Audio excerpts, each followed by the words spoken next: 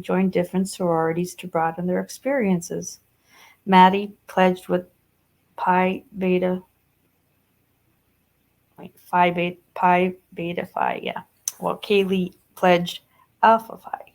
Both were party houses, and both sororities were soon on probation for what the University of Idaho considered violations or concerns regarding risk management, alcohol, drugs, or hazing. Both sororities were full of girls who looked like Kaylee and Maddie, long hair falling in golden waves over smooth shoulders, straight teeth gleaming in the sun. In the Instagram photos everyone posted, the girls all had smiles that spoke 1,000 words about the futures ahead of them. Kaylee's high spirits made themselves known in her sorority. She had a contagious laugh and liked playing pranks on her sisters. She was always up for an adventure. She was nice, she was free spirited, and she was always down to do something. Olivia, a little in Kaylee's sorority, says about her. Olivia shared a name, although spelled differently than Kaylee's real sister. Littles were newcomers to the sorority system, and Kaylee was a big by the time Olivia, a freshman at the university in 2022, met her. They hadn't interacted much, but Kaylee's warming presence had felt comforting to Olivia in her first month away from home. Everyone's memories seemed to have this in common. Kaylee was a girl who was plain good to be around. To live like Kaylee, another of Kaylee's sorority sisters said on Instagram just a week after her murder, would be the biggest accomplishment. Both Maddie and Kaylee thrived in the Greek social system, and their early education had prepared them to thrive in academics as well. Kaylee studied in the College of Letters, Arts, and Social Sciences, and her work ethic soon put her on track to graduate early. And there was Jack DeCour to keep Kaylee busy romantically. They'd begun dating in high school, had gone to their senior prom together. The two of them had been so young when they'd met and were still young, but in a different way. Occasionally they broke up, then they got back together. When Kaylee and Maddie moved into the King Road house in the same neighborhood as Jack, Kaylee took the room right across from Maddie's on the third floor. Like the floor beneath them, theirs had a sliding glass door leading onto a wood frame deck where Kaylee's dog could lie in the sun outside or even inside where sunlight filtered through the glass and across his fur. There were no outdoor stairs from the third floor deck to the ground level. If there had ever been a fire inside the house, the girls on the third floor would have had to jump. Kaylee's bedroom was decorated with plants and photographs of her friends and family. She had made the room feel homey and had recorded TikToks there with Murphy holding his paws to the camera while he smiled along with her. Soon after the girls moved in, 22-year-old University of Idaho student Matthew Moy took notice of their frequent parties and the loud country music often playing from a speaker on the second floor patio. Matthew lived in another house set up just up the bluff 50 yards behind the King Road residence. From his vantage up high, it seemed that the King Road girls made having fun a priority, something he could understand. In good weather, Matthew, too, sometimes blared his music from the house while he sunbathed on the deck. Many people in their neighborhood did. Once, he called in a noise complaint to the police, but not out of spite, he says, only because he had to get up early the next day and he wouldn't be able to sleep until the music at 1122 was turned down. He met Kaylee more personally while he was taking care of his brother's dog Bodie. Kaylee's Murphy would run up the hill behind the King Road house and squeeze through a gap in the chain-link fence. The two dogs would play in Matthew's yard, chasing and tumbling. Matthew developed a friendly acquaintanceship with Kaylee. Sometimes they'd run to each other while walking the dogs. He thought she seemed mature and sweet. When he first heard what happened to her, he was shocked and disbelieving. No way in hell it was a murder, he at first thought. This is Moscow, Idaho. No way. He and his roommate suspected the deaths were drug-related, like fentanyl, he says. That's been happening a lot lately. As the truth sunk in, he and his roommates thought, holy shit. Matthew began to suffer from nightmares. It was scary living in a home so close to where the murders had occurred and with the killers still on the loose. To assuage their fears, he and his roommates got a security system installed in their house. We were pretty paranoid for a little bit, he says. After a while, his roommates one of whom was his sister, also a student at U of I, began to relax, but the violent loss of life still seemed unreal to him. It will never compute to me that that actually happened. It's just hard to fathom, he says. Then he adds, I think about them often. By spring, Matthew would graduate. He had a plan to join the Air Force. He would move into adult life, live somewhere else, tackle a new job, get a car. Kaylee had been planning the same. In Austin, she would have worked for an IT firm. She had bought a pre-owned Range Rover SUV with a bank loan and moved out of the King Road residence early, excited to graduate in December. She'd be leaving Jack and even Maddie behind. She had come back only for that weekend in November to attend a party with Dylan and to show Maddie her new ride, so freshly purchased it didn't have plates yet. She had parked the vehicle in front of their house. The Rover was silver and sleek and had tires good enough to take her across the world. It was still sitting there 3 weeks later, covered in ice. Chapter 16. The cops first came to 1122 King Road and met Kaylee in August, well before the murders, when the weather in Moscow was beautiful, low 80s, the sun shining. After a slow summer, the sounds of a campus coming to life were starting up again. The low-level melody of footsteps, car doors opening, grocery bags hoisted from Subaru trunks drifted on the breeze. Down the street at 1127 King Road that day, another group of students were throwing a party outdoors. There were students on the rooftop drinking beer in the sunshine, while others sat in lawn chairs on the pavement or wandered from the back of the house with red Solo cups. Rap music played from a speaker until the cops came. Then the music was quickly turned down, and body cam footage from the Innocent shows a male officer from the Moscow PD climbing the driveway to speak with the house's tenants. The officer looked freshly groomed with a tight and high haircut. He stood in the driveway with his left hand on his hip-fastened gear while three young men in t-shirts and ball caps approached him. The rest of the outdoor partygoers had turned their eyes to the officer, too. One young man on the roof squatted on his haunches, staring down. Dappled sunlight filtered through the trees on a small hillside behind them. The officer explained to the three young men that neighbors had complained of noise. He issued a verbal warning and told them that tickets for a noise violation could be expensive. Spend the money on beer instead, he said, before fist-pumping one of them goodbye. Then the officer and his partner walked around the corner and uphill to 1122 King Road, their shadows progressing 10 feet in front of their body cams. The date was August 16th, 2022, some 3 months before the murders and 6 days before classes were to resume for the 2022-2023 school year. It was approximately 5:30 p.m. when the sun still burns hot in Idaho. You could almost hear the heat and the heaviness of the officers breathing. They climbed 1122 slope driveway, where 5 vehicles were parked. A young man leaned out the window of what would have been Kaylee's third-floor bedroom, and 2 other students alongside the house wandered away from the police as they approached. "Hey guys," one officer called to them, "can you send someone out who lives here, please?" One of the young men initially ignored him, staring down at a golf ball in his hand while continuing to walk away, but the officer corralled him. The body cam footage then cut to the second officer walking along the side of 1122 King Road through tall summer weeds, climbing slightly uphill to the second-floor patio where his partner was questioning a young man in khaki shorts, a blue polo, and a white beaded necklace like people just back from Caribbean vacations or Mardi Gras wear. This was Hunter Johnson. This was Ethan Chapin's best friend. An old couch, a dome-shaped barbecue with the lid off, and a portable table holding a stack of red beer cups sat on the concrete patio. At the direction of the officer, Hunter went back through the slider to find a legal tenant. A few minutes later, Kaylee Gonzalez came outside, tan in a burnt orange dress with Hunter's steps behind her. Hunter gently closed the slider behind him, shutting in the small party that continued inside, only quieter now. "Hi guys," Kaylee said, greeting the 2 officers like she would any pair of men at the house. "Do you know why we're here?" one officer asked. I assume noise." She appeared sober, almost businesslike, hands moving to her hips.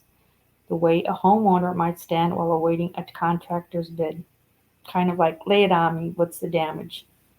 Noise, yeah, the officer said. Hunter sat down on the patio couch, a beat up curb alert special that months later would be covered in snow, photographed by the press corps and analyzed by citizen sleuths. Nothing against having a party, the officer said, but once the neighbors start calling. Fair, Kaylee said, knowing the right thing to say and the right time to say it. Are you in school? The officer continued. Yeah, Kaylee said. What year? Senior, she said confidently, the way seniors do. The police officer gave her a verbal warning, explained that a $300 ticket was the next step should he have to come back. I'd much rather you spend that $300 on beer or something fun, he added, his usual refrain. A guy who understood, not much older than Kaylee. On his notepad, he took down Kaylee's contact information. In the distance was the University of Idaho water tower peeking above a tree line. The neighborhood between Kaylee and the campus squatting low in the sun. There were handprints all over the sliding glass door. Hunter and then Kaylee went back inside where the living room had its good vibes neon sign in cloud white cursive like the one in Maddie's room, and where the friends of Kaylee, Maddie, Xana, and Ethan kept drinking in the kitchen that would later be photographed by those who'd come to see the murder house through its double-pane windows. Behind the two cops, the yard was fully overgrown with knee-high mountain weeds standing upright in the early evening heat. Chapter 17. But that was before everything ended for Kaylee, and long before most people in the world knew Kaylee's name or the measure of joy she brought to those she loved. At a candlelight vigil held on November 30th at the university in honor of Kaylee, Maddie, Xana, and Ethan, Kaylee's parents spoke to a large crowd of students touched by the murders. Steve Gonzalez wrung his hands in front of the microphone on a slim podium. I hope to be able to make you laugh, but I'm afraid we're going to have to cry, he began. He told the audience that in preparing his remarks, a task he seemed unpracticed at, he'd prayed to the heavens and used Google as a backup. He had looked up the 7 wonders of the world and decided there should be an 8th, the relationship between a father and a daughter.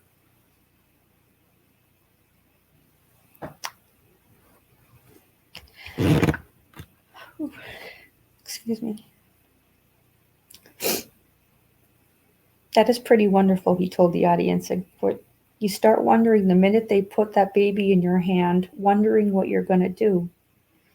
And you wonder how you're going to feed them and how you're going to take care of them. Fatherhood hadn't been easy at first. There'd been a learning curve, but he dug in hard finally. You start seeing the world through the girl's eyes. And as a father, it's a little bit scary. On a local network streaming the vigil, photographs of Kaylee intermittently populated the screen. Kaylee frolicking in the autumn leaves, wearing ripped blue jeans and a floppy hat. The world starts having like this purple haze, he said, describing the rolling years of parenting to a young girl. Raising Kaylee's brothers had been familiar to him. But girls, they were altogether different. And there's puppies and there's kitties. There's all these weird movies you have to watch, and they start crying all the time, he added. But you start falling in love with this world that they built.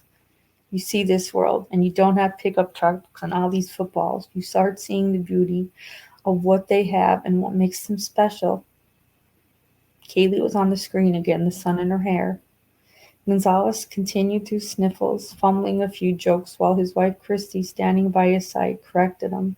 He looked like a man, proud of his strength, but now vulnerable. In 6th grade, they just found each other, he said of his daughter and Maddie, and they came here together, and in the end, they died together. He drove his open hand into the podium for effect. In the same room, in the same bed, he said. And it's a shame, and it hurts, but the beauty of the two always being together is something that comforts us.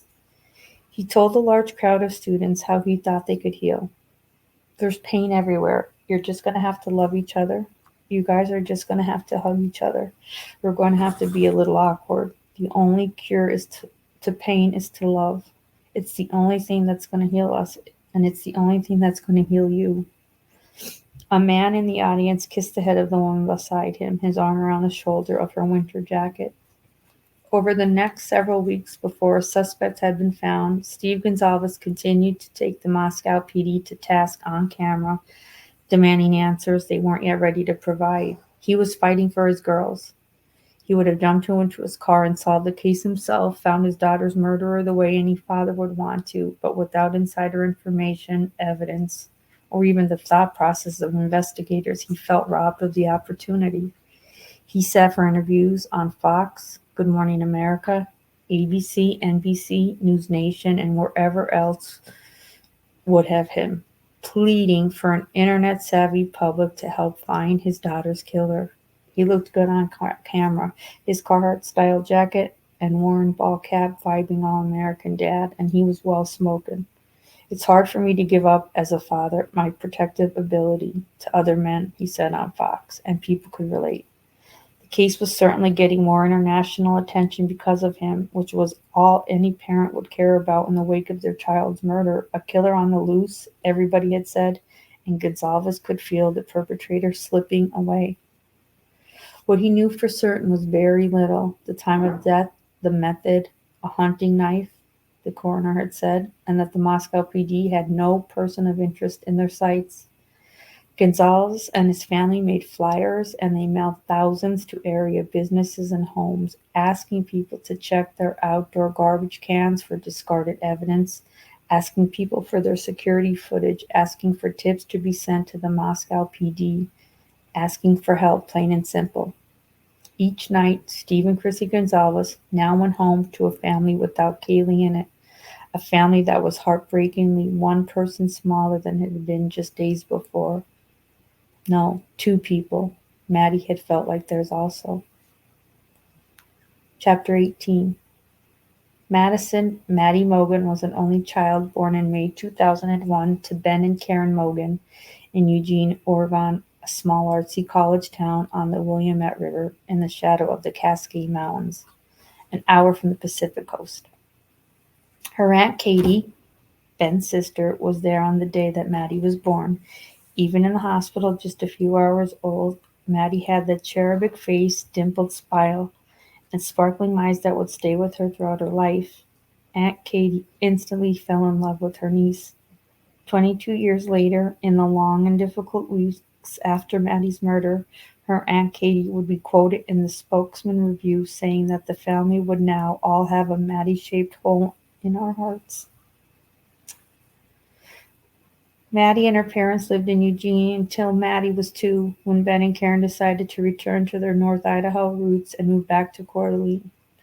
Ben and Karen's marriage was difficult. There were early drug-related issues with Ben and financial strain when Maddie was a toddler. They separated soon after. Karen eventually remarried to Stephen Scott Larmy, who, along with her birth father, Maddie grew to call Dad. Maddie and her mother and stepfather lived on blue-collar Lacrosse Avenue, just down the street from Winton Elementary School. The neighborhood was quiet, comprised mostly small houses nestled into the rolling hills of evergreen trees. The walk to Winton took just a minute or so, and her teachers could easily see that Maddie liked going to school, where her maternal great-grandmother, Betty, a former teacher herself, often volunteered in the classroom. At that age, school was nothing but fun. They were learning to read, and Maddie enjoyed that a ton. She also liked all colors and styles of headbands, which she wore to keep her long, straight blonde hair from falling onto her face. She was petite and drawn to other small and pretty things. She liked to dance on the playground or pretend she was a fairy, and she was never snarky to other girls. Friendships were more important to her than arguments, even at an early age. Maddie's first grade teacher, Mrs. Kemp, remembers the pleasure Maddie found in adventures, big or small. The class had once gone on a field trip to Lake Coeur d'Alene, which Mrs. Kemp had primed them for with the story of vanished ships and lost treasures in the deep, cold waters. And the story was true. The lake was full of sunken steamboats that had carried gold and silver in the late 1800s. Mrs. Kemp suggested that the children might find some of that treasure buried in the sand. At the beach, they dug eagerly with their fingers, and lo and behold, Mrs. Kemp had been right. Unbeknownst to the children, parent volunteers had gone early to the lake and buried plastic coins. Maddie, like the other children, was ecstatic at the find she dropped into her plastic bucket. Early examples of the pretty trinkets she continued to collect throughout her life. Mrs. Kemp learned about Maddie's murder from a news story popping up on her phone. The shock and sorrow stayed fresh as coverage of the killings continued for weeks. Each time another story appeared, she felt the pain. That's kind of difficult, she says between deep inhaling sadness. It just brings all the hurt back again. You just kind of keep reliving it like when you first heard.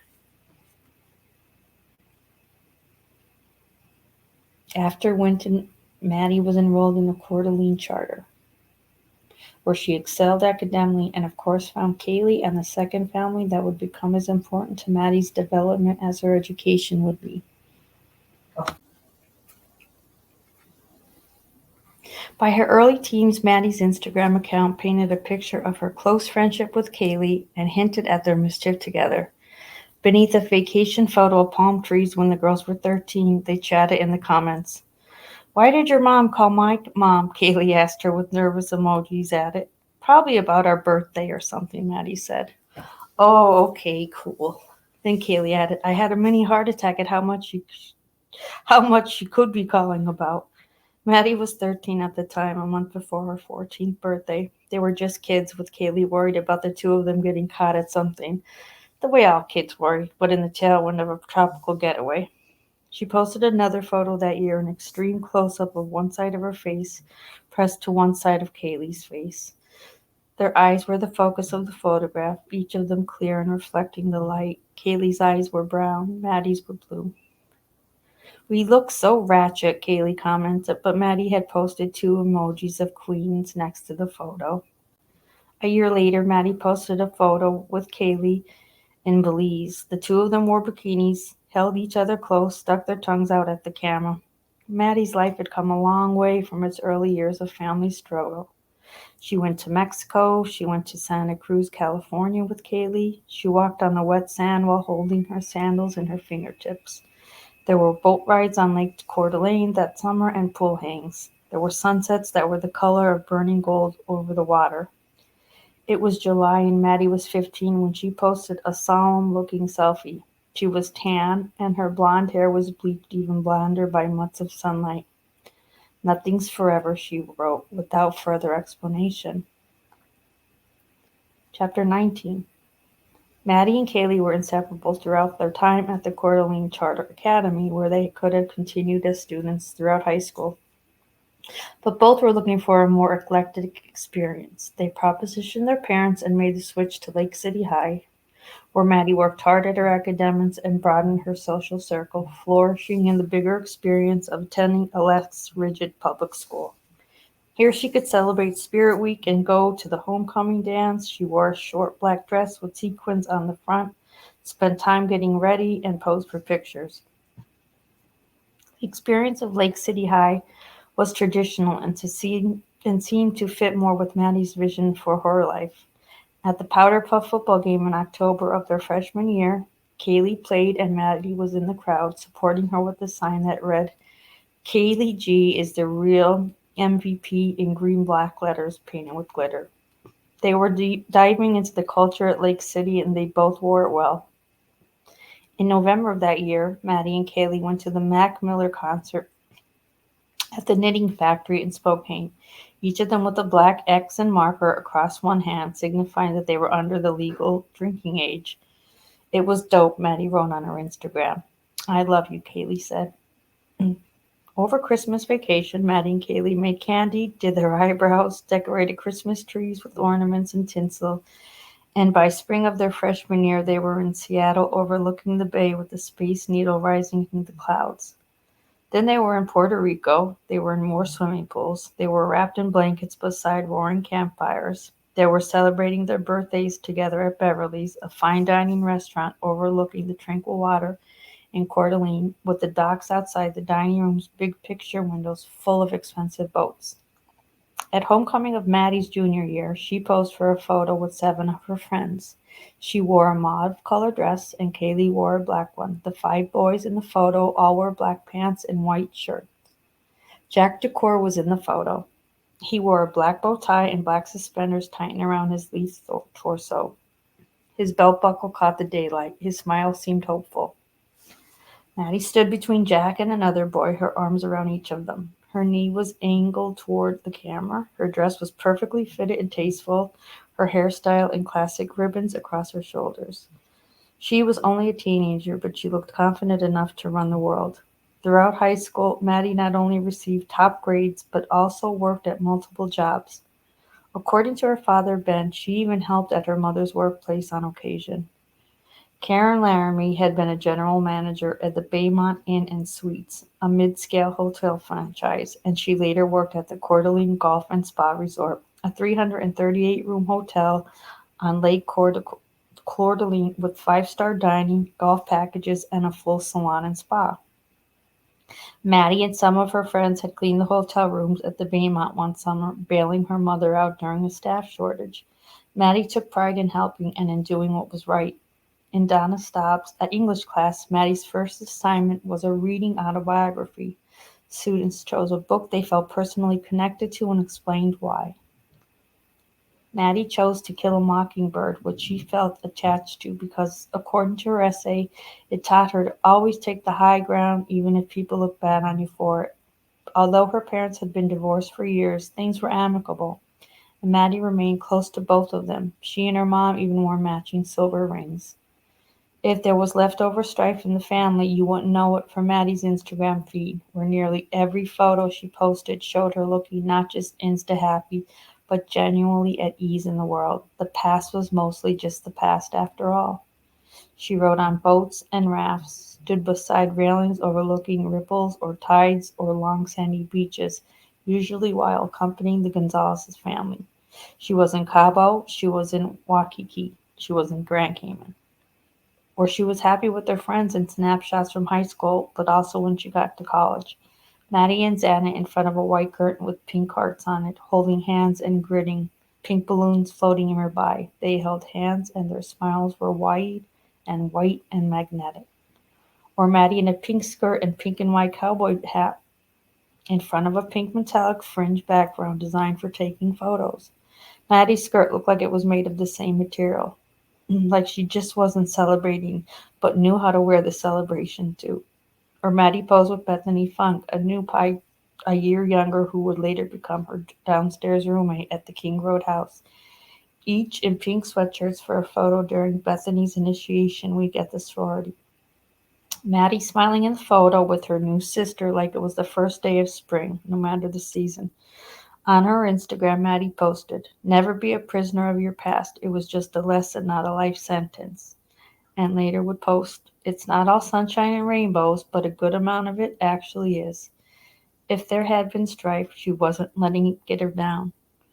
Ben Mogan eventually got remarried to a woman who had her own struggles with drug addiction, as well as a criminal record that included earlier felony charges for an incident of theft that would haunt her record and set her up for probation violations. In middle age, her addictions led to arrest for possession, and she was briefly incarcerated at the time of the King Road murders. Ben would soon have a lot on his plate. If he looked through his daughter's Instagram, he might find that she had posted, "What a wonderful thought it is that some of the best days of our lives haven't happened yet." Not that he could easily believe that now, with Maddie gone. The University of Idaho was far enough away from Maddie to feel like she was leaving on her own, but close enough for her to still feel like connected. She joined Pi, aka Pi Phis, and began spending time with Xana Cronoto, the sorority sister she would later live with. She also met Jack Schreiger her freshman year. Jake had multiple friends in the Pi Phi house, including Xana, and he had also gone to Lake City High School but was a couple years older than Maddie. Somehow the two hadn't known each other until college. But then during Maddie's freshman year midnight at the sorority, when a Greek house invites a new member to join, she encountered Jake while out celebrating with her new sorority sisters. The two began a friendship, and in the summer of 2020, they started spending quality time together. Jake had a boat, and they took it out on Payet Lake in the resort town of Call, 4 hours south of Moscow. As Jake would ultimately say at her memorial, he had started to fall in love with Maddie during that time. By the end of the summer, he was living in an off campus apartment that he would often invite the Pi Phi girls to just so he could see Maddie. It wasn't until Valentine's Day of that school year that they'd had their first real date at the Breakfast Club in Moscow. 6 weeks later, they'd officially become boyfriend and girlfriend. They'd taken their time and it had been worth it. Maddie would often brag about what a catch Jake had been for her, and she talked to friends about her very deep love for him. It went both ways. To Jake, Maddie was confident and beautiful, and he knew that he had been lucky to find her in the sea of possibilities of each person's life. She knew her worth, Jake said, through tears at her memorial, but also with the brief and fond laugh that he tried to contain. I had to work for her. Later he added, she was a really good hugger. She was the person I loved the most, and she loved me the most too. Maddie had been the first person he'd spoken with each morning and the last person he'd spoken with each night. On April 27 of 2022, Maddie posted a photo of herself and Jake at Watershed Country Music Festival in Washington State. Maddie in t-shirts and her pink cowboy boots, Jake without a shirt. They looked young and on fire for each other. 1 year with my best friend, Maddie wrote. Life is so much sweeter with you in it. Maddie was a marketing major, on track to graduate right on schedule after making the dean's list each semester, an even greater accomplishment given her busy social life and employment at the Mad Greek restaurant downtown. She also became the director of PR and marketing for her sorority on campus. When she moved into the King Road house, she decorated her room with things that were pink or tiny like herself. The bright pink cowboy boots she'd worn to Watershed sat prominently on her windowsill. She and Jake would watch football games or movies together. She never tired of The Princess Bride. She would put on her comfy socks and wrap herself in a blanket beside him. She liked being cozy. Just over 5 months after Maddie's murder, Jake Schreiger posted his own Instagram photo of the two of them, their faces side by side, sun-kissed and smiling. Happy 2 year, Maddie, he wrote. I miss you so much. The loss had been horrific, and Maddie's friends were feeling it too. One of her closest, Ashlyn, had known Maddie for only a few years, but during a December 2nd memorial service in Post Falls, she recalled spending more days with her than without her. They had shared a room at Pie, and then later Ashlyn lived briefly in the King Road house where she'd celebrated her 21st birthday. Ashlyn recalled having big-ticket adventures with Maddie, but the most special moments they'd share were the little ones.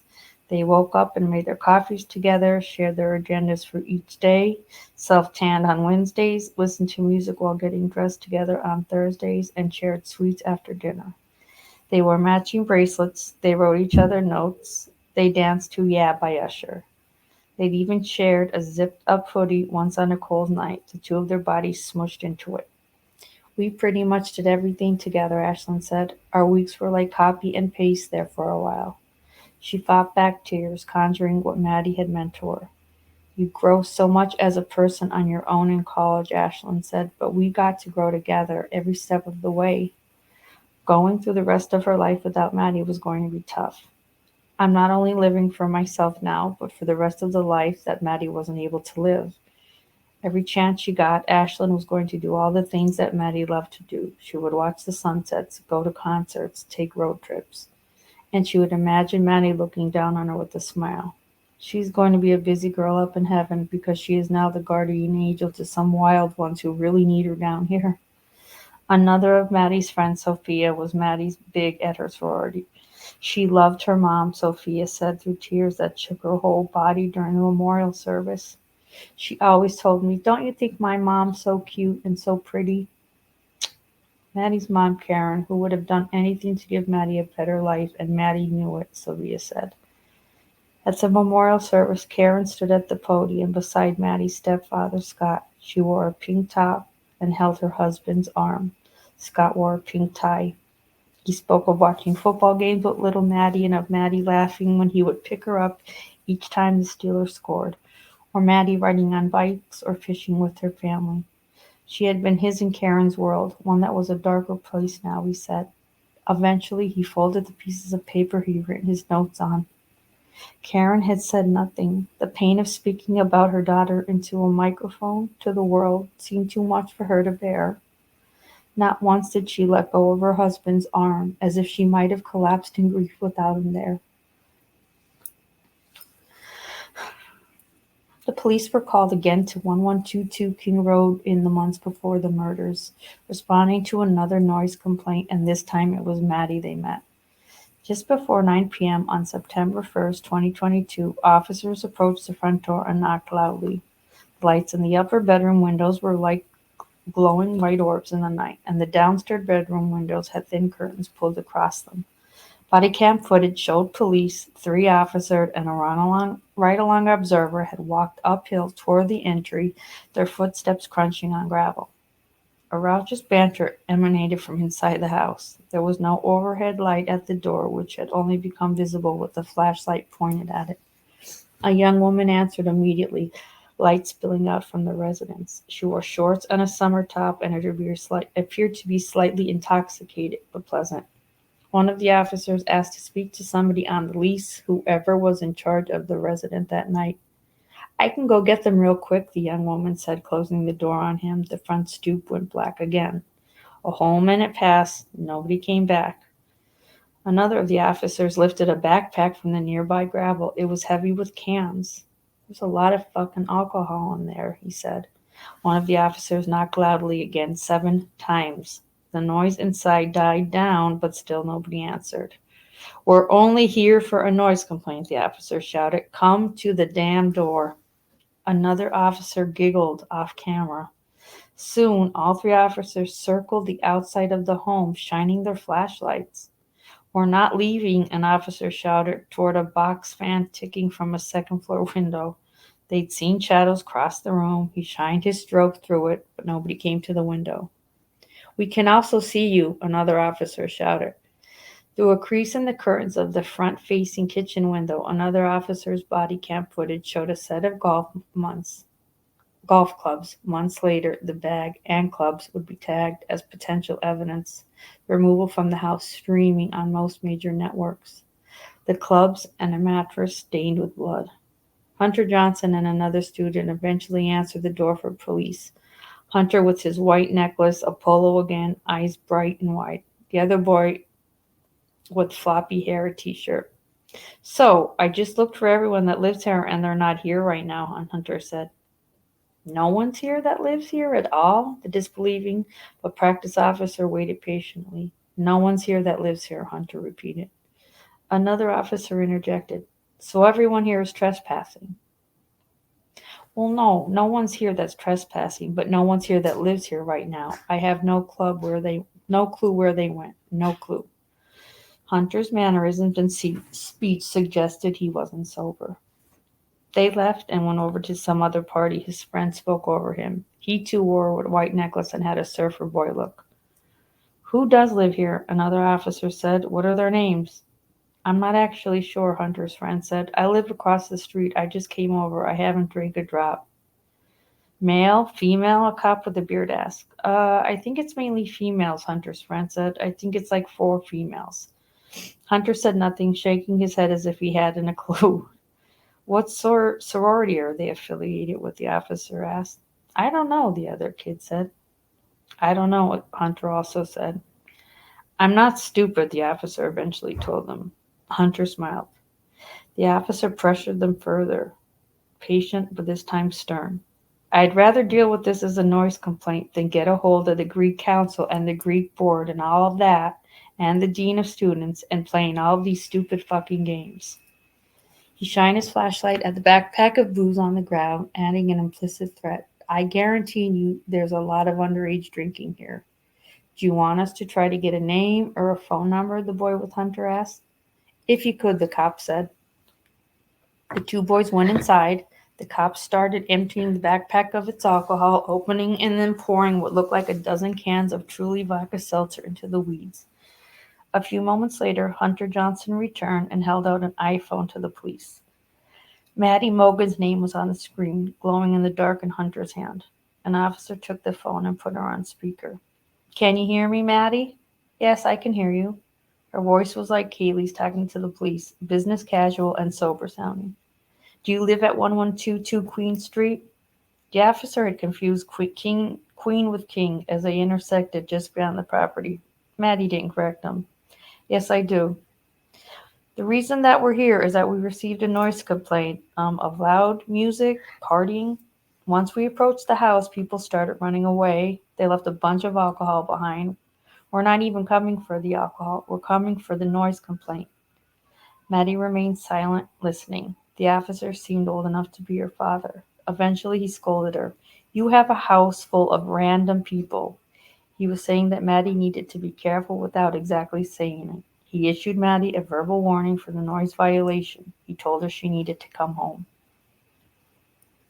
Chapter 22. At the University of Idaho vigil for his daughter, a special event held to assist students through the mourning process, Ben Mogan wore a gray suit, the jacket buttoned tightly across his sturdy chest. His cropped haircut, chiseled jawline, and prominent goatee made him look tough. The voice he soon addressed the crowd with was anything but. He approached the podium and shakily unfolded a piece of paper filled with prepared remarks, which he would eventually stray from. His breathing was shallow and his body appeared stiffened by grief. The air seemed sucked out of the room by Ben Mogan's obvious pain. He shifted his balance from knee to knee and hooked his thumbs into the front pockets of his suit pants, jiggling them with nervousness. Maddie May, she was, having only just begun, he'd already stopped to catch his breath. "She was Karen and my only child that we ever had," he finally said. He then struggled through a list of the beautiful things about Maddie that he could remember at the moment. Her happiness, her intelligence. She was funny. She was delightful. The perfect little baby. On the network streaming the event, an Instagram photo of Maddie filled the screen. She wore a bright white summer dress in a wooded park setting. She was tan, leaning slightly backward, her blonde hair draping across one shoulder for the photo. Ben Mogan smiled nervously. He spoke of how he used to show Maddie's photo to explain who he was to new acquaintances who wanted to get to know him. "Well, I have this daughter," he'd say. He'd tell them she was on the dean's list at college and that she worked hard and that she had great friends. There was often nothing noteworthy about himself that he felt like sharing other than his adoration of Maddie, which new people in his life tended to learn a lot about. "We loved going to see live music," he said. "That's always been my favorite thing to do, and so I started taking her to concerts when she was younger. We saw some really good shows together." He explained that Maddie was upset when the popular musician Mac Miller was touring nearby and she couldn't get tickets because the concert had sold out. Ben had desperately wanted to surprise Maddie with tickets to the show, the one she later posted about on Instagram. "And I didn't know what I was going to do," he said into the microphone, but his smile widened and the pace of his storytelling picked up.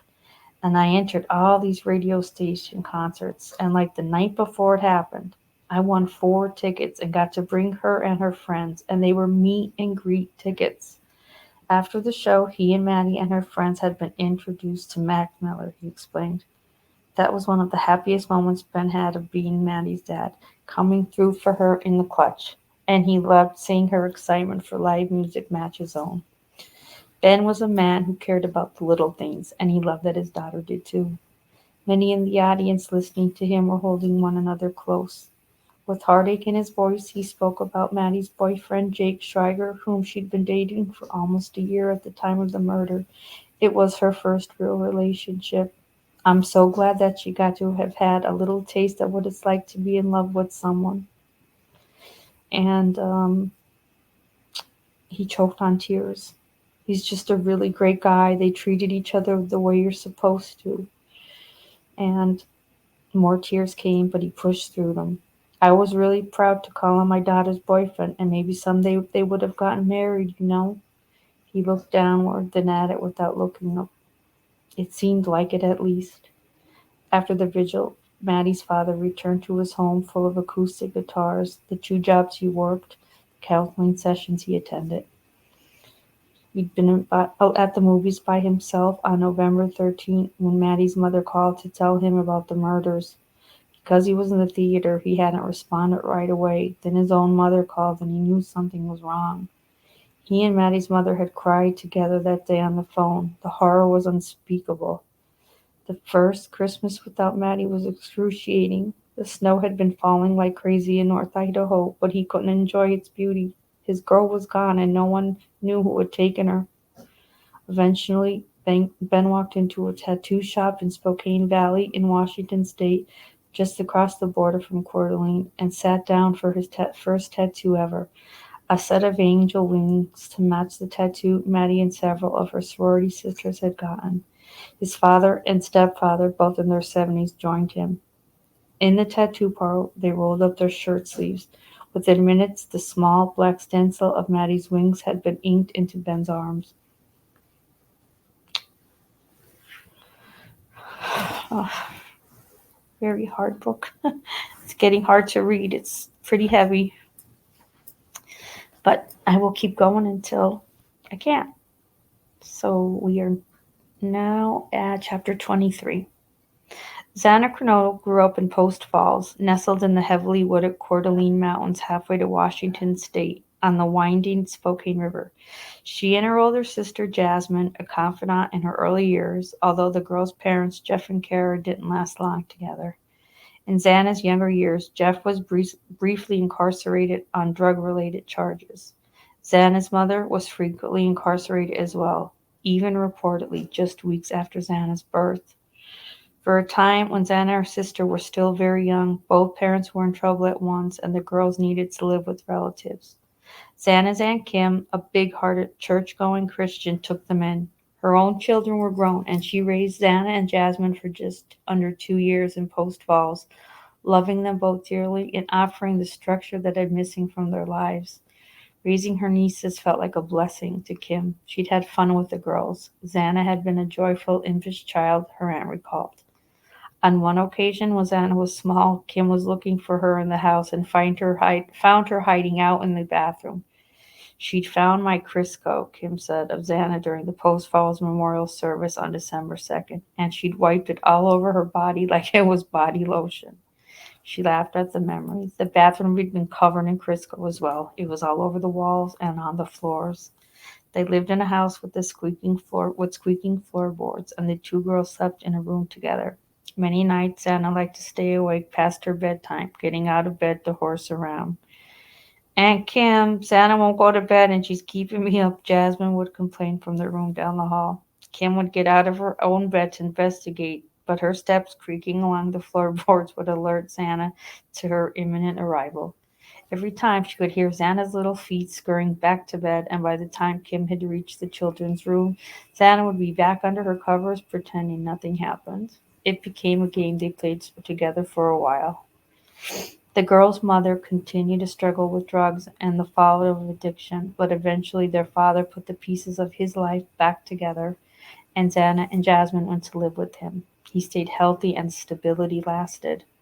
The girls became active at sports at a young age, and Xana was a standout gymnast in her late elementary and junior high years. Todd McLean was her gymnastics coach at Flip Factory Gymnastics in North Idaho for about 6 years, and his daughter Sydney was one of Xana's best friends during that time.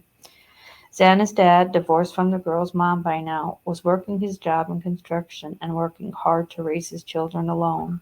The schedule was hectic for him, and Xana would go from gymnastics straight to her coach's home until her father could pick her up after work.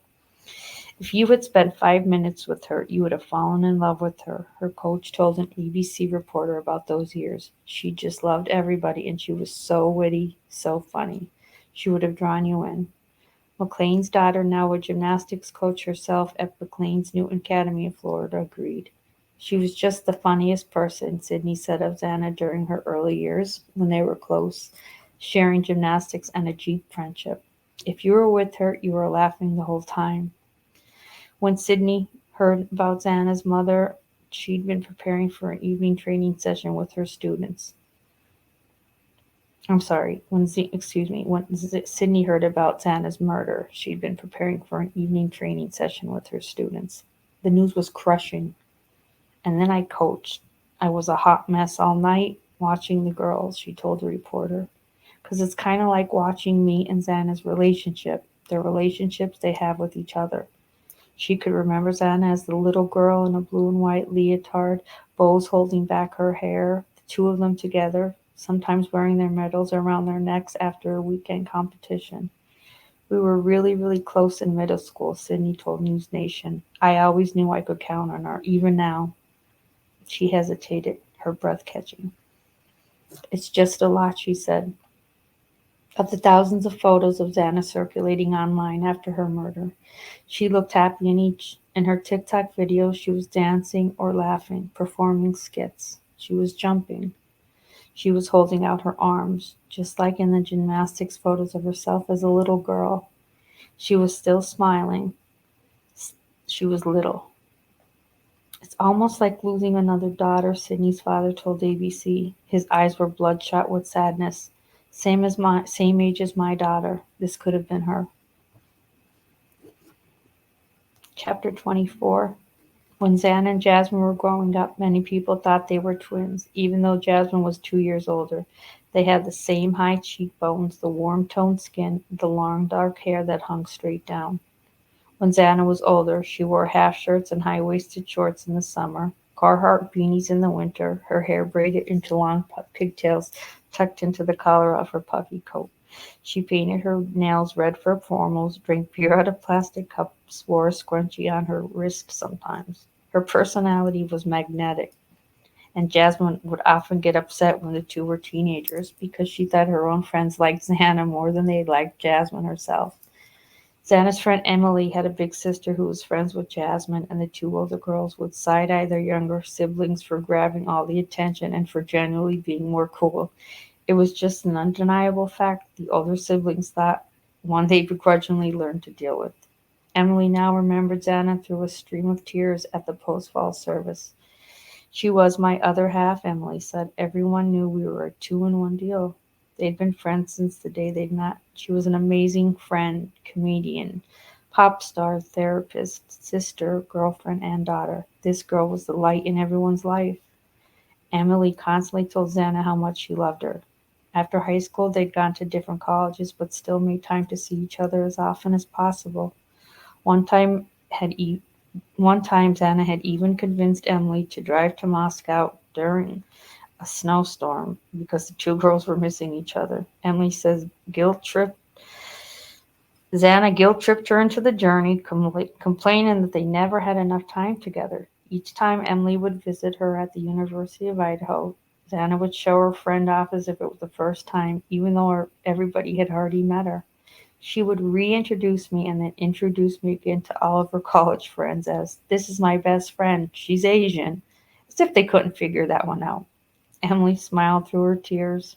She always told me that if she were to die tomorrow, Emily said, the tears now were flowing heavily. She would be okay with it because she had lived every day to the fullest. Not that she really believed that was a possibility. She knew she was going to make it big one day, Emily said, at something. She told me that if she ever got famous, she would bring me along to enjoy that life with her. Their lives had seemed to offer endless possibilities and endless years. We talked about our dream wedding and how we were going to each be each other's bridesmaids. We talked about what kind of moms we were going to be. I always said I wanted 3 kids, and she said she'd probably be the single one and have no kids because she'll be the cool aunt. She choked on her words. Life is so unfair and unpredictable. My heart aches knowing I can't see her again in this lifetime. The cool aunt, it made perfect sense. Xana had never forgotten all her Aunt Kim had done for her when her parents couldn't cope. While Xana was growing up, her mom had more than 40 interactions with the police in North Idaho. Most were for possessions of drugs or drug paraphernalia, but some were more serious. She'd once been convicted of injury to a child for exposing her daughters to her drug use. Kara wasn't a violent woman, but she was struggling. It showed in her mug shots, her face progressively skinnier with age, but also with the wear and tear that comes from prolonged substance abuse. Her long hair getting grayer at the temples, her eyes more sunken. She was infrequently in Xana's life, but she was still her mother. Kara's Facebook page, like many mothers of a certain era, often reflected her love for her children. "What did your daughter inherit from you?" were the caption of a 2019 Name Test post that she tagged Xana in. Name Test offered a quasi-spiritual astrological reading comparing a mother and daughter's names. "Just like you, Xana is incredibly genuine and loving," Kara's results said. "She has inherited your heart of gold and has seen how happy you are when you help your loved ones. But she has also learned from you how to be fearless in the face of challenges. Your strong, nonconformist personality has inspired her to never lose her fighting spirit or pride in who she is." Xana's mom was trying. There were photos of her childhood and of herself looking healthy as recently as 2019. Xana had been her little girl, even if she couldn't care for her the way she had wanted to. She had watched Xana from afar, proud of her gymnastics accomplishments and her durable spirit when she was younger, and proud of the woman Xana had been growing into. At one point that year, Kara posted, "One of the best feelings in the world is when you hug someone you love and they hug you back even tighter."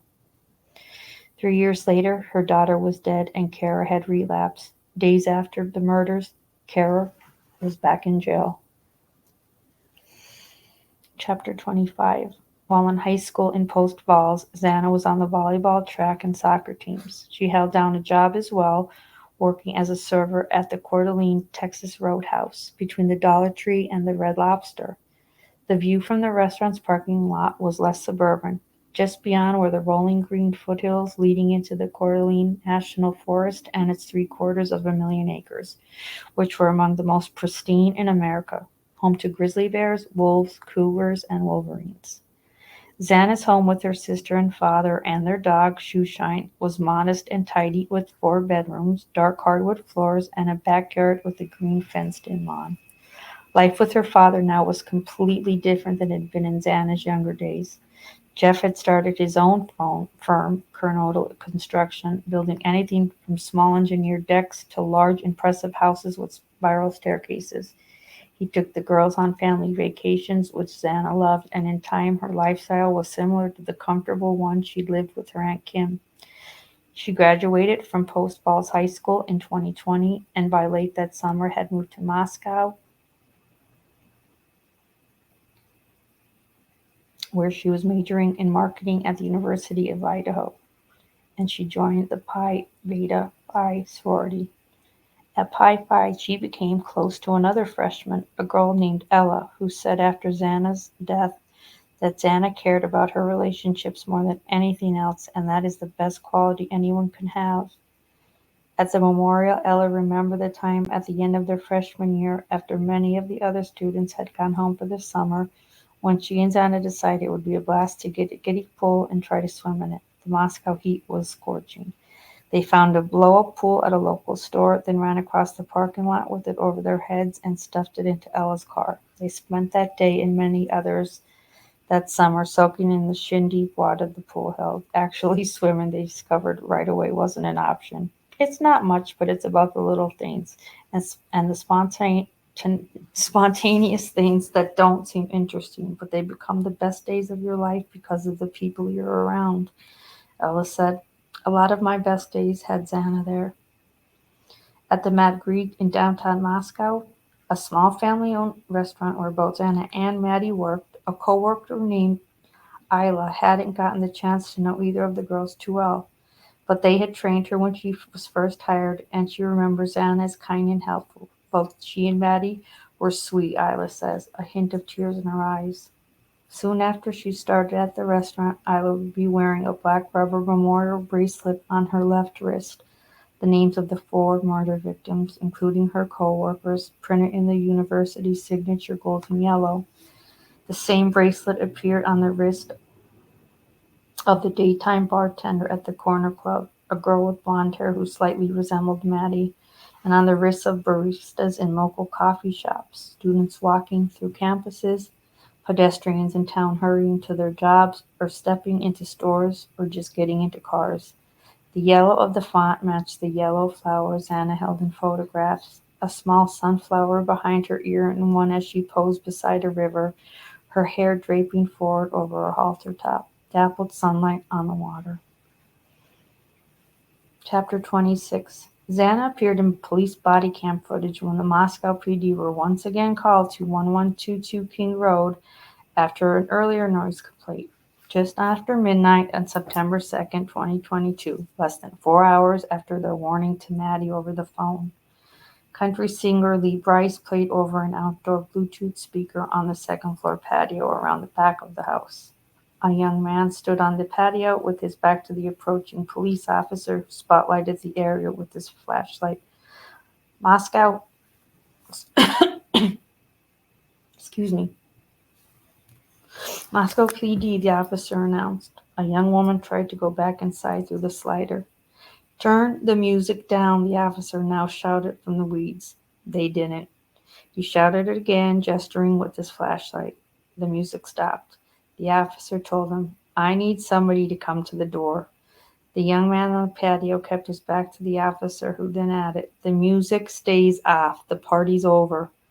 The officer clipped his flashlight off, walking past Anna's bedroom on the second floor and then past Bethany Funk's on the first floor as the ground sloped downward toward the communal parking area.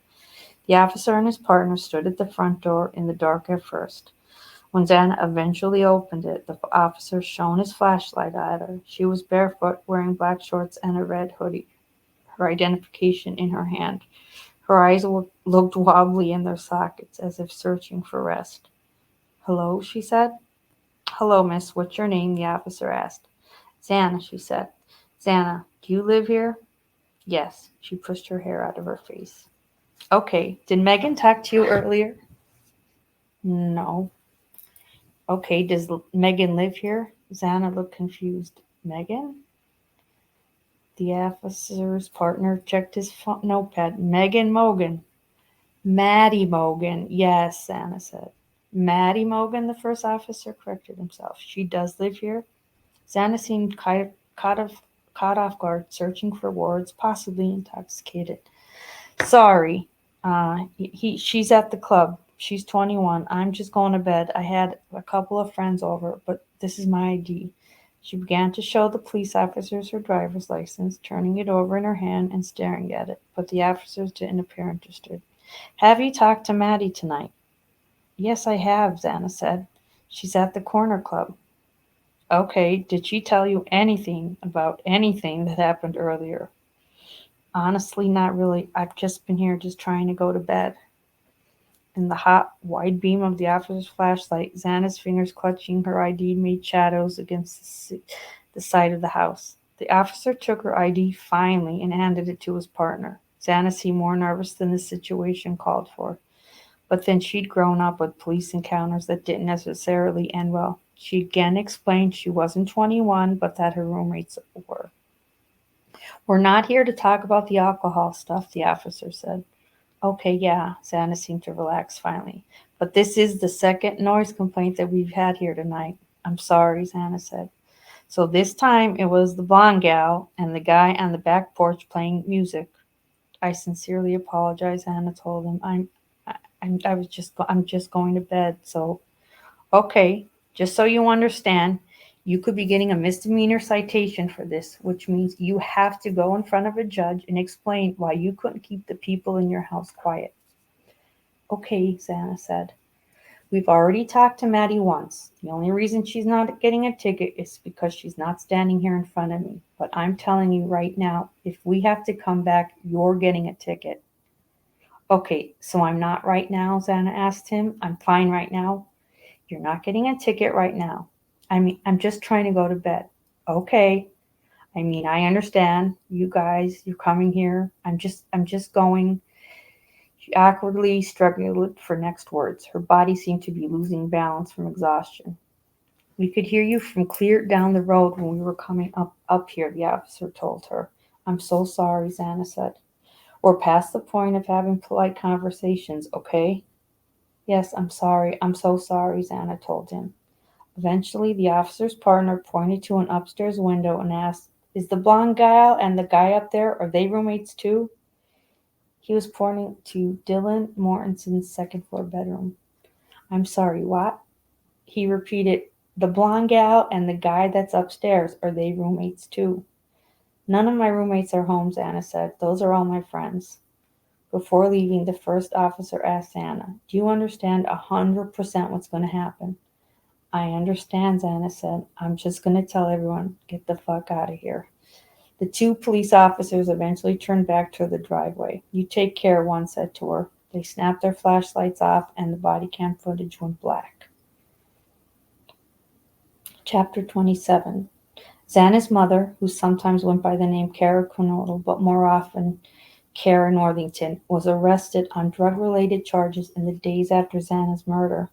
While detained in the Kootenai County Jail in Coeur d'Alene, Kara was provided with a public defender, Ann Taylor, who would serve as her legal counsel as she navigated the complicated court process. Taylor had also represented Maddie Mogan's family after similar drug-related brushes with the law. This wasn't unusual in the small and sometimes claustrophobic legal system of the far north, where very few attorneys choose to live. Northington was kept up to speed on the King Road homicide investigation by following the news from jail. But in December, the courts allowed Kara temporary release to attend the memorial service held for Xana and the other three victims at a Post Falls church. Xana's older sister Jasmine spoke to a large audience from the podium, reading from notes on her cell phone. "She was my baby sister, but she was so much wiser and experienced so much more in life than I ever have," Jasmine said of Xana, eventually adding through sniffles. "She was so positive and lighthearted and understood the gift of life more than anyone I know." Standing beside her, Xana's father Jeff kept his head down, hands deep in his pockets. "I was so happy that she was dating Ethan," Jasmine said. "Xana had never had a boyfriend before, and my dad and I wondered if she was ever going to get one." She smiled at the memory of her sister finding love with Ethan. The way she would talk and smile about him was something I'd never seen her do before. She truly loved him so much, and I know he had so much love for her. After a beat, she added about all four of the victims. "It's comforting to know that they are all watching down on us from heaven now." Jasmine was in tears by the time she ended her remarks. "I love you so much, Xana." When she finished, she hugged her father. Jeff spoke next. "That kid shone light to the day," he said of Xana, smiling as he fought back tears. "She taught me how to be a dad, and I didn't know that until she was gone." Xana's sister stood beside him, sometimes shaking with sadness while listening to her dad. She really became the woman she was going to become. The last time he had seen Xana was a week before her murder. He had visited Moscow for the weekend and stayed in a nearby hotel. He had fixed the broken lock on the front door at the King Road residence for Xana and her roommates, according to Xana's mother, who had reportedly been in contact with Xana recently. The house had looked clean. Xana was taking care of business so far as Jeff was concerned. She was even looking after him, he told the mourners. After he consumed alcohol during their visit, Xana had taken the car keys away from him. "You had too much to drink, Dad. You can't drive," Xana told him. "We'll get you a ride to your hotel." He smiled at the memory of Xana being the responsible one, and that wasn't unusual, he remarked. She would often look after her roommates, too. She was being the mom to all the kids. Xana, whose mom had been missing for much of her life, had learned how to nurture and protect others. He was happy to see that. Everything was just about as good as it ever could have been, he said. Xana's mother did not make public remarks at the memorial. Instead, Kara fled, then got high for 4 days. She was rearrested, but remained free on her own recognizance while awaiting further court dates. She did not appear for those dates. She absconded to Spokane, Washington, where she reportedly got a hotel room and again got high on methamphetamine and fentanyl. While she was still on the run, News Nation was able to get a hold of her on her cell phone. She spoke to them on a split screen from inside a vehicle. Her voice sounded grainy and full of pain. She wore a bandana on her head and looked malnourished. Her eyes were sunken. What appeared to be her life belongings were stuffed into the back seat, the neck of a guitar poking into the frame. She choked on her tears. Are you going to be all right? The anchor, Ashley Banfield, asked her. I hope so, Kara said. Eventually, Kara was apprehended and returned to Kootenai County. The Daily Mail spoke to her from the jail. I relapsed after my daughter's killing, she told them. Then 4 days after that, I got picked up on new charges. Then I didn't go to my next court date because I was still getting high. Somewhere along the road, Xana's mom had taken a few wrong turns. Now it was hard for her to find her way back. She was suffering from drug withdrawal in jail and still trying to wrap her head around what had happened to her daughter. It's a fucking nightmare, Northington cried into the phone.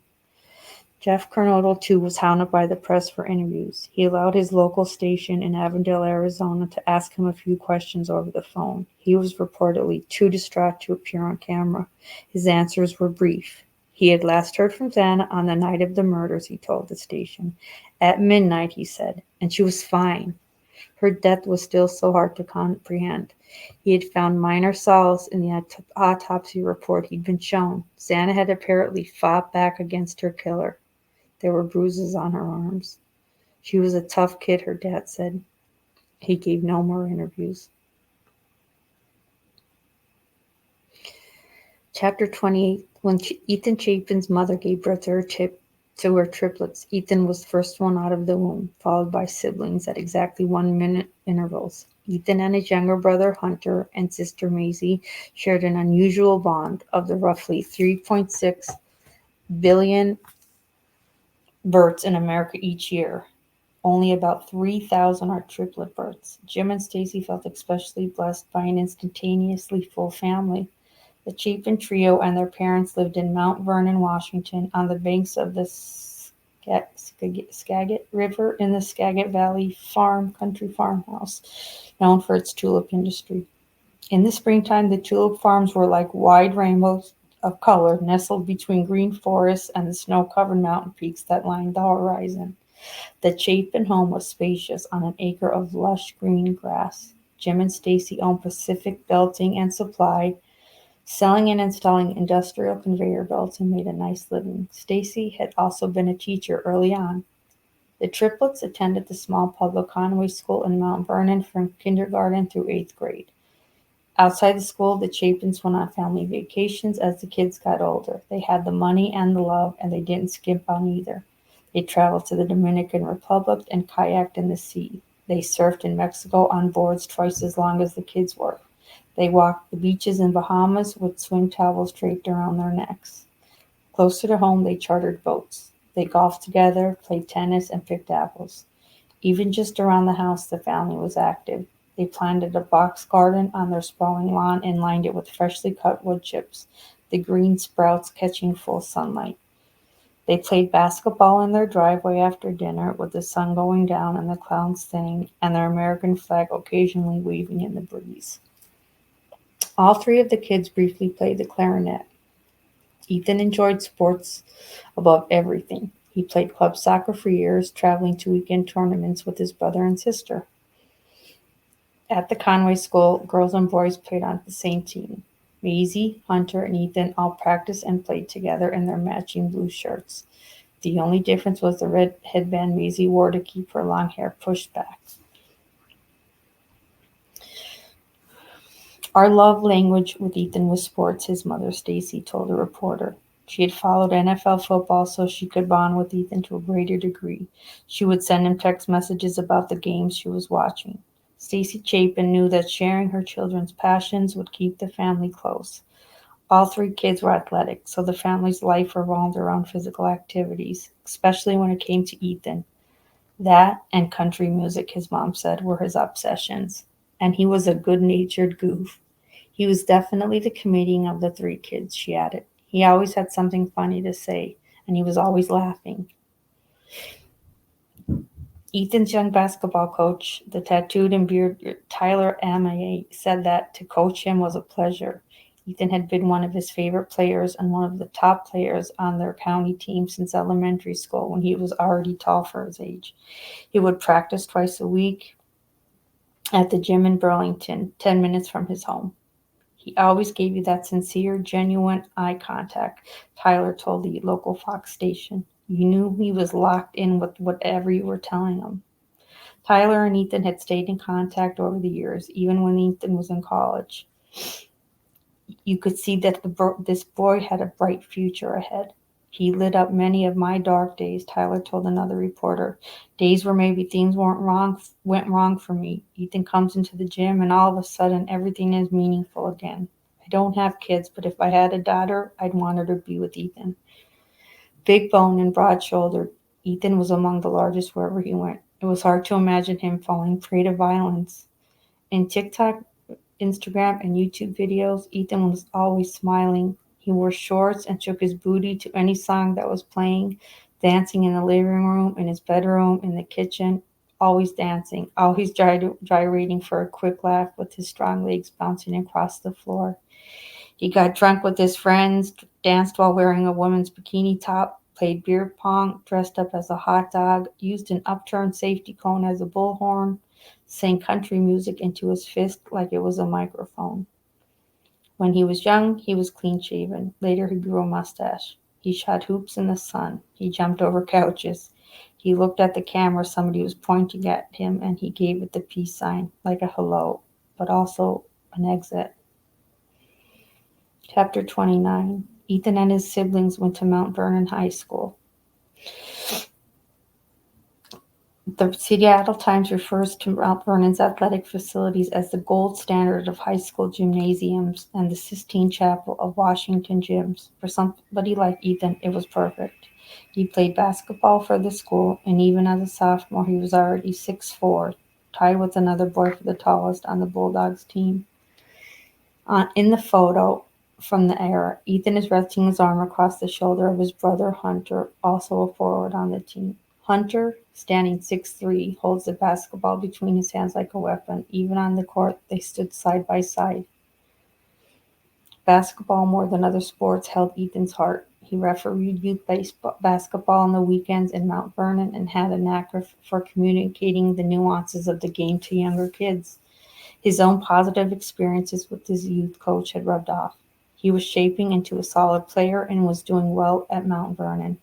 But then COVID-19 pandemic halted the school's operations. Ethan and his siblings left Washington State near the end of their junior year, immersing themselves in the natural world at the family's North Idaho summer home. They got jobs at the Hills Resort, a getaway loaded with lakeside and forest view cabins abutting the very blue, very pristine Priest Lake. At Hills, there was a restaurant with a stone hearth, boating and canoeing and kayaking options galore, and volleyball and tennis accommodations. The manicured flowered grounds led directly into the seemingly endless forested hills full of tamaracks and maples, which turned bright red in the fall. There was even a nearby golf course with guest boats. The outdoor deck sat hundreds beneath its red canvas umbrellas and had a view of the waters where bugs dappled the surface and fish jumped to catch them. By autumn, the family had returned to Washington, but not to Mount Vernon High School, which was still dealing with pandemic shutdowns. The triplets finished their senior year of high school remotely. Ethan also worked in the fields at Skagit Valley Tulip Farm, a 5-acre parcel of nutrient-rich soil brimming with dozens of varieties of vibrant tulips. Ethan, like many of the local kids, went to work preparing, seeding, and harvesting the land. According to his crew leader, Andrew Miller, Ethan set the bar for showing up with a smile and making everyone else happy to be on the job, regardless of the weather or the work. And the weather and the work could be nasty at times, with plenty of rain and an equal measure of hard labor to make things uncomfortable. As a strong kid with a big heart, Ethan was the kind of guy who would do the hardest jobs and never complain, Miller said of him. Ethan and his siblings went back to Priest Lake for another summer working at Hills Resort before all three of them headed to the University of Idaho. It was the summer after their senior year, but they'd really had no senior year at all, not in the traditional sense. There'd been none of the merrymaking that often accompanies those last moments and months of secondary education. No homecoming or prom with its tuxedos and gowns, no decorating of lockers or vehicles to celebrate graduation. They'd missed all that, and it was frustrating. But at Hills, they could ease back into the beautiful North Idaho landscape and dream about college, which hopefully would be accompanied by a return to their normal social lives. For now, Hills Resort wasn't such a bad stopover. They worked wherever the resort needed them. For Ethan, that was usually in the restaurant where he bussed tables or worked as an expediter in the kitchen, a liaison between the cooks and the waitstaff, making sure the food got plated and served on time. Even when Ethan wasn't scheduled to work, he would sometimes sit at table 42, a tall round table in the resort's dining room, while Maisie worked her shift waiting tables. He'd watch her work, and if she got busy and needed help, Ethan would jump into action. There were times when Ethan had just gotten off the lake from boating and would notice his friend in the restaurant getting slammed with customers. He would run into the dining area in his wet swim trunks and flip-flops to help out. If he wasn't working or boating, he was on the volleyball court or playing another sport, and always he was surrounded by friends. After his murder, there were hundreds of comments about Ethan on the Hills Resort Facebook page from people who had remembered him working in the restaurant those summers. Everywhere in the comments there were bright red hearts. Chapter 30. Jim and Stacy Chapin dropped their triplets off in Moscow on August 13th, 2021. The kids' backpacks were full of essentials, the rolling suitcases topped with IKEA bags. The sun was shining on every face in the family as they crossed the pavement together toward campus. Empty nester, Stacy Chapin posted on Instagram. She and her husband wore sunglasses in the picture, beneath which she commented, "Only for a few moments did I need them." She was referring to the tears she'd hidden behind her eyeglass lenses. The family had done everything together for almost 2 decades, and now the kids were embarking on their next adventure without Stacy and Jim. But at least the siblings had one another. Maisie joined Kappa Alpha Theta, a sorority house with a touch of Southern charm, to its circular second-story patio or an ornately carpeted, meandering staircase inside. Ethan and Hunter joined the Sigma Chi fraternity with its more drag accommodations, but a brotherhood the boys could appreciate. Inside the sprawling ranch-style Sigma Chi fraternity house, the living quarters were in sore need of updating. The bathrooms were so infrequently cleaned they looked like a biohazard. The bedrooms, though cleaner, were designed oddly, with mattresses squeezed closely together atop a series of wood-frame lofts with barely any ceiling clearance. But there was a secluded courtyard where parties could spill outside without much notice from the neighboring streets, from police, or from university officials. And there was an outdoor basketball hoop and concrete pad lined with spectator seating in the form of a dozen battered couches that became soggy in the rain, then dehydrated and filled with pollen by July. Ethan often took advantage of the makeshift court, shooting a basketball through the shifting net that could be seen from Banfield between him and the King Road residence that he would begin to frequent after meeting Xana. That first fall semester of college, Stacy and Jim visited the kids for parent and family weekend. The family went to dinner together, tailgated, and watched the University of Idaho Vandals football team stomp Southern Utah for a 42-24 victory. Later, they played cornhole, tossing beanbags in the dark in front of the Sigma Chi fraternity house. Stacy posted about the day on her Instagram account. "It was perfect. University of Idaho for the win."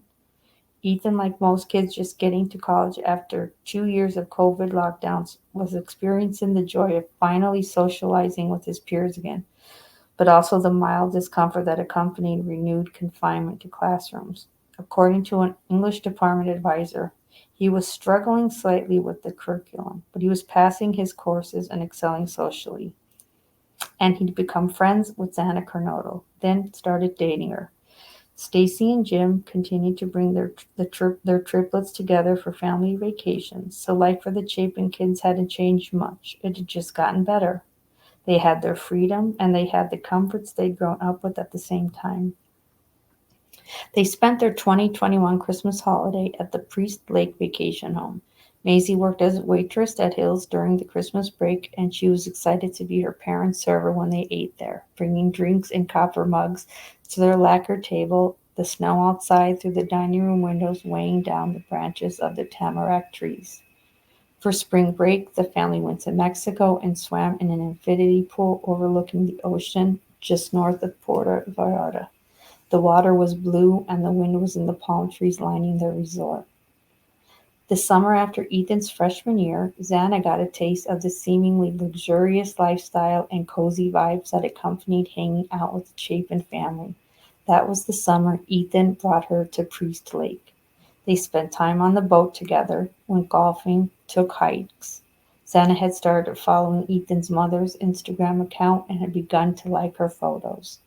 In one, a small herd of deer trotted across the golf course nestled between groves of evergreen trees. In another, a turtle was released into a pond.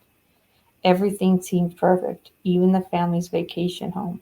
It was over 3,000 square feet of timber frame construction and had vaulted ceilings, 4 bedrooms, and a 4-car garage on just 2 acres that looked out at the 12th green of the Priest Lake golf course. Ethan's growth had come a long way from the circumstances of her first few years, and Ethan had been happy to bring her into their fold. That fall semester, the two of them started spending time at the King Road residence. Dylan Morrison, Xana's second-floor roommate there, called Ethan and Xana the two best friends, but perfect pair together. They both would look at each other with so much love, she wrote in a note that was read at their memorial. Everyone knew they were the perfect duo, and they both had this fun, passionate, crazy but good energy. Dylan had only met Ethan that fall semester and wished she had gotten to know him more. He was so sweet and loving to Xana, she said. Xana was like his whole world, and you could see it in him. And Dylan felt Ethan's love as well, but differently. I got to experience what an older brother would be like, she said. He was easygoing and easy to talk to. Bethany Funk, the first floor roommate, said similar things. That in Ethan's presence, the whole vibe of the room would go up, and everyone was just instantly happier. Ethan and Xana's relationship, Bethany said, made people believe in true love. November 6, 2022, Stacy and Jim went back to the University of Idaho campus for their second parent and family weekend. All 5 of the family members stood together outside the Sigma Chi house for a photograph. There were leaves on the ground, and Stacy, a red mug in her hand, proudly wore a University of Idaho jacket. The rest of her family held red Solo cups, the sun in their eyes and a flush of their faces from the autumn weather. Ethan stood between his mother and sister, towering over them, his long arms draping around their shoulders. The dimples in his cheeks were as white as nickels when he smiled. Jim and Stacy could tell their triplets were doing well at school.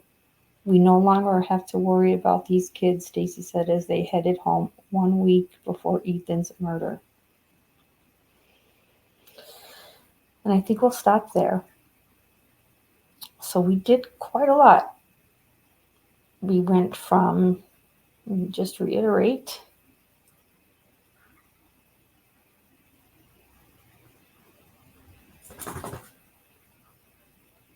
we went from chapter, I want to say, just